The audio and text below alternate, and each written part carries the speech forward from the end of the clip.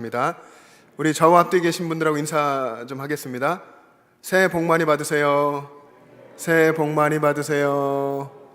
새해 주님께서 주시는 복을 누리고 주님께서 우리에게 주시길 원하시는, 또 우리가 원하는 부흥을 경험할 수 있기를 바랍니다. 여러분, 오늘 본문 말씀에서 바울은 감옥에 갇혀 있습니다. 그런 의미에서는 굉장히 무거운 본문이죠. 우리가 많이 들었던 익숙한 본문이기는 하지만 복음을 전하다가 로마의 감옥에 갇혀 있는 상황입니다. 열정적으로 복음을 전하다가 지금은 감옥에 갇혀서 아무것도 할 수 없는 그런 상황이고, 바울의 나이도 이제 60이 넘은 상황입니다. 예순이 넘었습니다.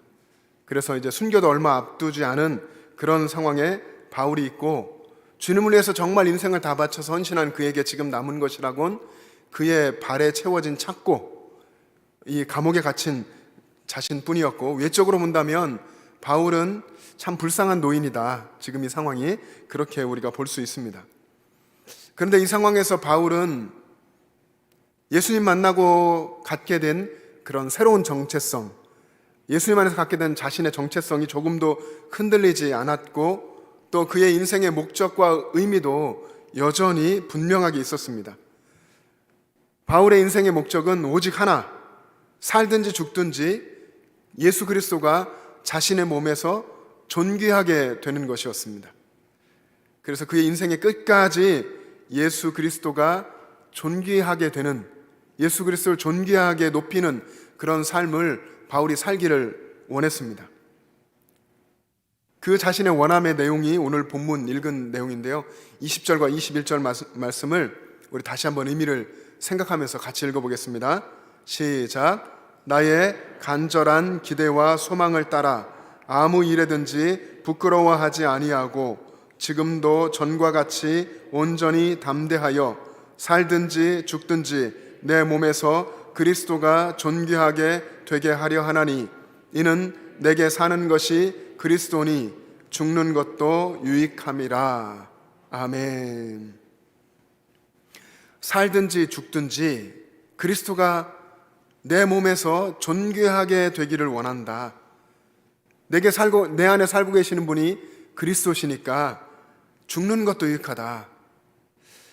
그것이 예수 그리스도가 내 안에 사시고 내 안에 사시는 예수님이 존귀하게 되는 것이, 그게 나의 간절한 기대와 소망이다. 이렇게 바울이 고백하고 있습니다. 간절한 기대와 소망. 이 간절하다고 하는 말은 원어 헬라어의 뜻은 목을 뺀다, 목을 길게 뺀다, 그런 의미가 있습니다. 여러분, 어떤 게 생각나십니까? 목을 길게 뺀다. 둥지에 있는 어린 새끼 새가, 어미 새가 물어오는 벌레를 받아먹는 그런 모습. 그래서 목을 길게 빼고 입을 활짝 벌리고서 간절하게 어미 새가 먹여주는 그런 먹이를 기다리는, 받아 먹으려고 하는 그런 간절함을 가지고 있는 단어가 바로 이 단어입니다. 간절한 기대와 소망. 바울은 그렇게 간절하게 예수 그리스도를 갈망하면서 사랑했고, 그리고 자신의 삶에서 오직 예수님만, 자기 자신이 아니라 오직 예수님만 존귀하게 되기를 원했습니다. 우리 오늘 이 본문에서 어떻게 해서든지 감옥에 갇혀 있는 노년의 이 바울의 상황에서도 예수 그리스도만 존귀하게 되기를 원하는, 예수 그리스도만 높이기를 원하는 바울의 그런 고결한 신앙, 어쩌면 오늘 이 시대에 우리가 잃어버리고 있는 그런 순수하고도 단순하고도 고결한 그 신앙을 본받아야 할 것입니다. 오직 예수님만 높임받기를 원합니다. 오직 예수님만 존귀하게 되기를 원합니다. 이것이 바울의 신앙이었습니다. 오늘 본문의 정황을 여러분 살펴보면 바울이 로마 감옥에 갇혀 있는 상황이라고 그랬죠. 이때의 이런 바울의 정황 속에서 가지게 되는 소망이라고 한다면 감옥에서 아마 풀려나는 것, 자유의 몸이 되는 것, 이것이 더 자연스러울 것 같습니다. 우리 같아도 그러지 않겠습니까? 감옥에 갇혀 있으면 주님, 이 감옥에서 나갈 수 있게 해주십시오. 힘듭니다. 고통스럽습니다. 이렇게 할 텐데, 감옥에 갇혀 있는 상황에서 놓여서 자유롭게 되는 것보다 바울이 더 간절히 원한 것, 그것은 바로 예수님이 존귀하게 여겨지는 것, 높임 받는 것이었습니다.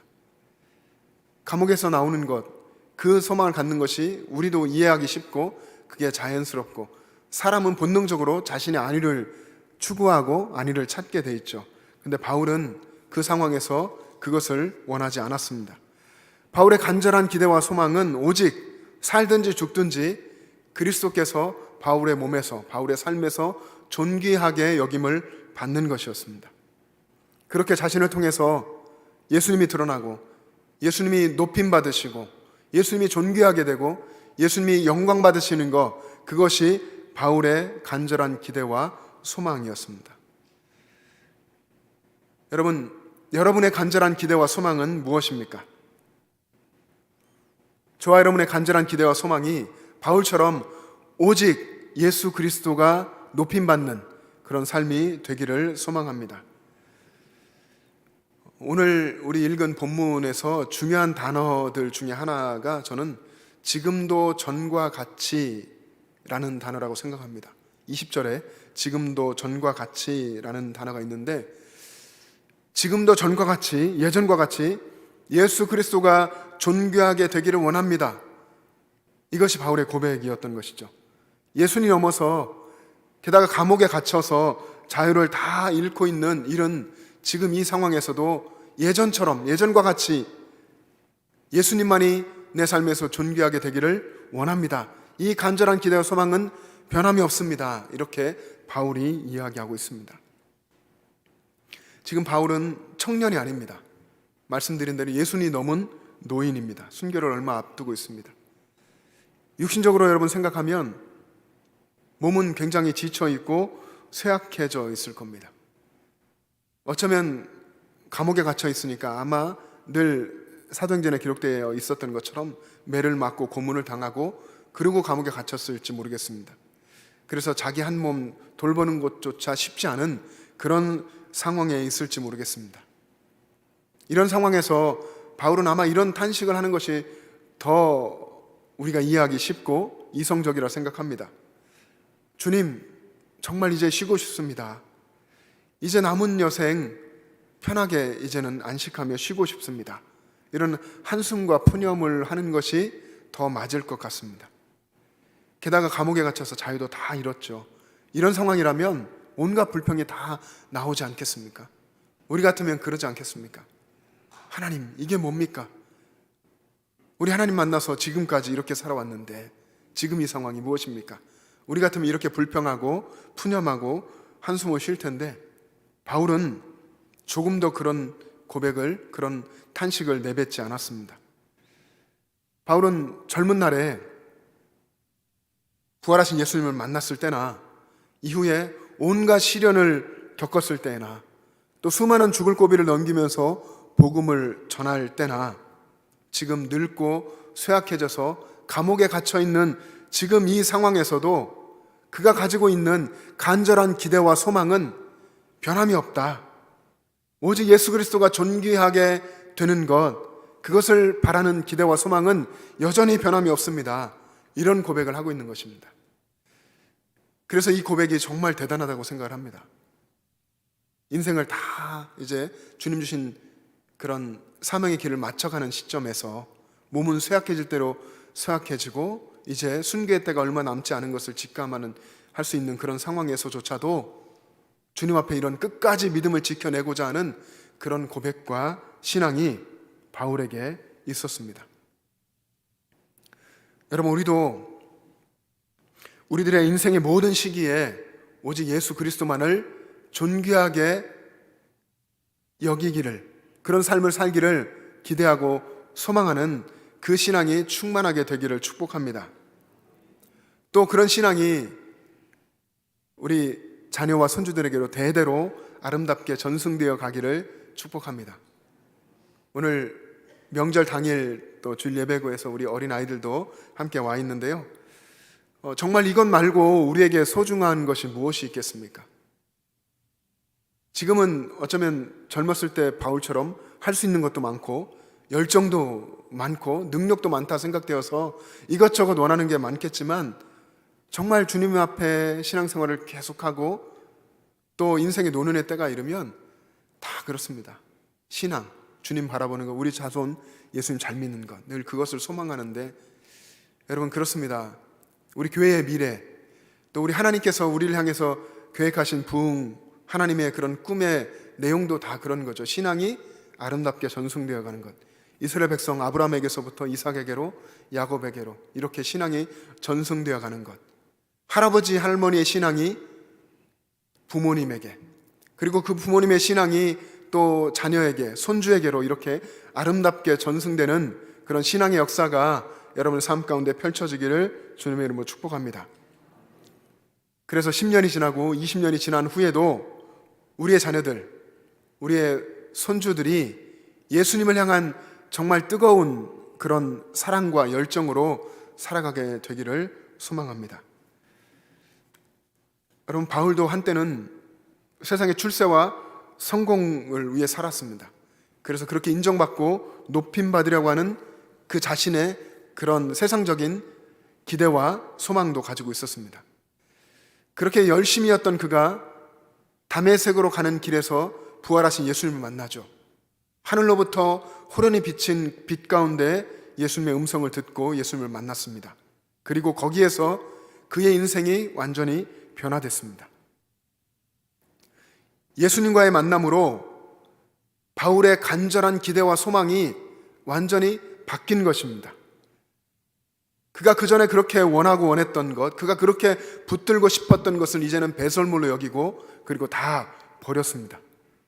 대신에 오직 한 분, 예수 그리스도만 붙잡고 예수 그리스도만을 사랑하고 예수 그리스도만을 따라가는 삶이 되었던 것입니다. 그 이후로 바울의 자랑은 오직 예수 그리스도였습니다. 그리고 살든지 죽든지 오직 예수 그리스도가 자신의 몸에서, 자신의 삶에서 존귀하게 되는 삶을 살기를 원했습니다. 사랑하는 영천제일교회에 속한 여러분들, 또 이 자리에 예배하시는 여러분들 모두 여러분의 삶에서 예수님은 어떤 분이십니까? 진정 여러분의 삶에서 여러분은 예수님을 존귀하게 여기며 살고 계십니까? 예수님이 여러분의 인생의 의미가 되고 예수님이 여러분의 인생의 목적이 되고 있습니까? 여러분의 삶의 모든 것, 여러분의 정말 모든 것이 예수 그리스도이십니까? 제임스 dobson이라고 하는 가정사역자가 있는데요. 이 제임스 dobson이라고 하는 사람은 심리학도 전공을 했고 가정사역으로 세계적으로 복음에 영향을 미치고 있는데, 그가 대학 시절에 꿈이 있었습니다. 그는 이제 대학의 테니스 동아리에서 운동도 하면서 테니스에서 챔피언이 되는 것, 그것이 꿈이었습니다. 그래서 열심히 노력했고, 그리고 대회에 가서 우승 트로피도 받았고, 그 우승 트로피가 학교에, 자신이 다니는 그 대학교의 진열장에 진열되어 있었습니다. 그래서 늘 그것을 자랑스럽게 여겼습니다.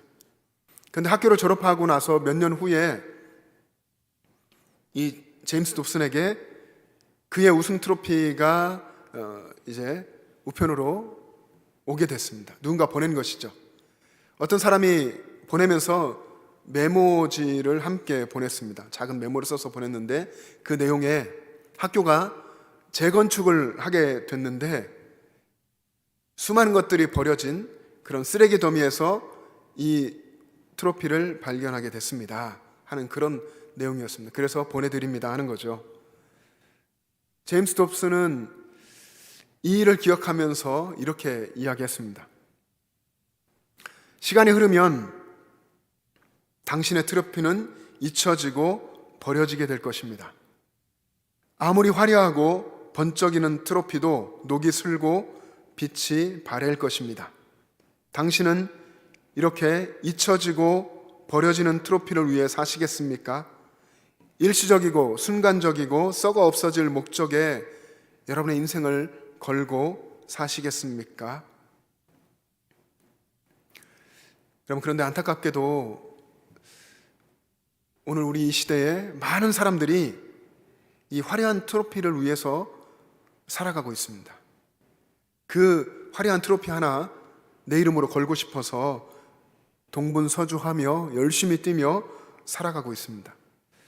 그 트로피가 세상이 다 추구하는 성공일 수도 있고, 또 출세, 또 사람들로 받는 인정과 칭찬일 수도 있겠고, 부귀와 명예일 수도 있을 겁니다. 물론 이런 것들이 예수 믿는 우리들에게도 중요한 것 중에 하나이기도 합니다. 하지만 이런 것들이 본질은 아니고, 이런 것들이 언젠가는 빛이 바래고 버려질 것들이라고 하는 것을 우리는 기억해야 합니다. 하지만 우리 곁에 계신 우리 주님, 여러분들을 만나주시고 구원해 주셔서 바울이 산 것처럼 새로운 인생을 살게 하시고 하나님의 자녀로, 그리고 빛의 자녀로 살게 해주신 예수님은 어제나 오늘이나 그리고 미래에도 앞으로도 영원히 변함없는 우리를 사랑하시는 주님이십니다. 우리 주님, 예수님이 오직 높임 받으시고 존귀하게 되고 빛 가운데 드러나고 영광 받으시기를 소망합니다. 여러분도 이러한 소망을 가지고, 바울과 같은 소망을 가지고 오직 예수님만을 높이는 삶을 살아가시기를 바랍니다. 근데 여러분, 실제로 우리들의 삶에서 어떻게 하면 예수님을 존귀하게 여기는 삶을 살 수 있겠습니까? 어떻게 해야 되는 겁니까? 예수님을 존귀하게 여기는 삶, 다시 말하면 이것은 로드십, 주님을 주인으로 인생에서 모시고 주님의 말씀을 따라 순종하며 살아가는 이 로드십이 회복되는 것입니다. 내가 내 삶의 주인 되지 않고 예수님이 내 삶의 주인 되신 것을 인정하고 선포하고 예수님을 따라가는 것이죠. 그것이 내 몸에서, 내 삶에서 예수님을 존귀하게 여기는 것이고, 그럴 때 예수님께서 또한 우리를 존귀하게 되게 해주시고, 그리고 우리 안에 주님께서 일하시는 부흥의 역사가 일어나게 될 줄로 믿습니다. 여러분, 한 글을 여러분에게 소개하려고 하는데요, 이 글은 이전에도 우리 영천제일교회 성도님들에게 소개하며 이야기 나눴던 적이 있습니다. 네, 오늘 이 나눌 말씀을 준비하면서 생각이 났고 다시 한번 함께 나누기를 원하는데, 이 글은 내게 하나님은 3등입니다 라는 글입니다. 하나님은 3등입니다. 대개는 다 이렇게 삽니다.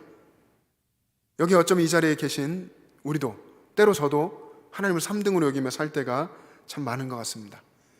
우리 이 내용을 한번 같이 읽어보겠습니다. 시작. 내게 하나님은 3등입니다. 1등은 하고 싶은 일, 2등은 해야 하는 일, 3등은 하나님을 만나는 일입니다. 저는 하고 싶은 일 다 하고 해야 하는 일도 다 마치고 그 후에 여유가 있으면 하나님을 만납니다. 제게 있어서 하나님은 언제나 3등입니다. 교회에서도 마찬가지입니다.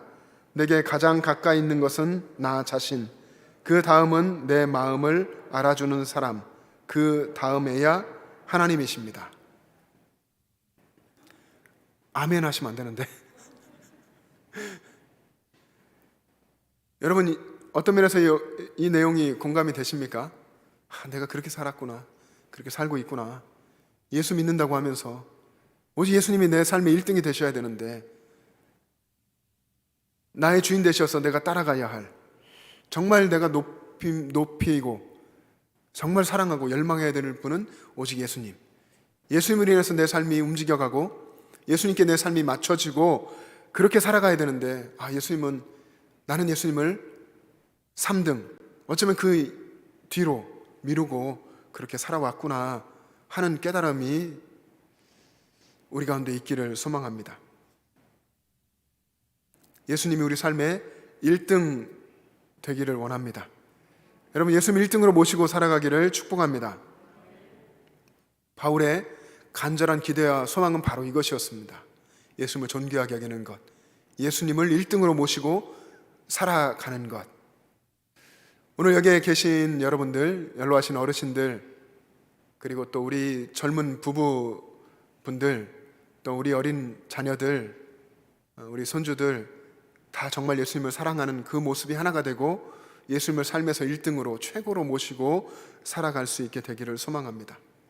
그런 여러분에게 거룩한 예수님을 향한 열정이 있기를 원합니다.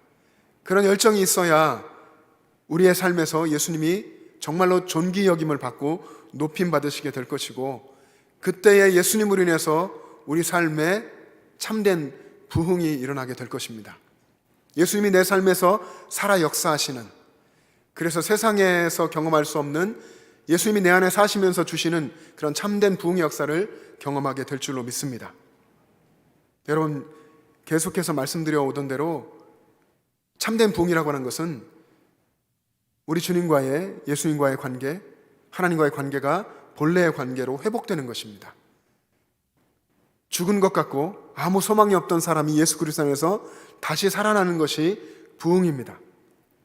그래서 오늘 말씀 그대로 정말 내 안에 예수님께서 존귀하게 되는 것, 그리고 예수님께서 내 몸에서 높임 받으시는 것, 그것이 우리가 추구해야 할 참된 부흥인 것입니다. 이런 기대와, 간절한 기대와 소망을 가지고 살아가는 여러분 되시기를 축복합니다. 그 참된 부흥의 역사, 예수님이 내 안에 사시는 것, 예수님이 내 몸에서, 내 삶에서 존귀하게 여겨지는 것, 이 간절한 기대와 소망을 가지고 2023년 한 해를 살아가시는 여러분 되기를 주님의 이름으로 축복합니다. 기도하겠습니다.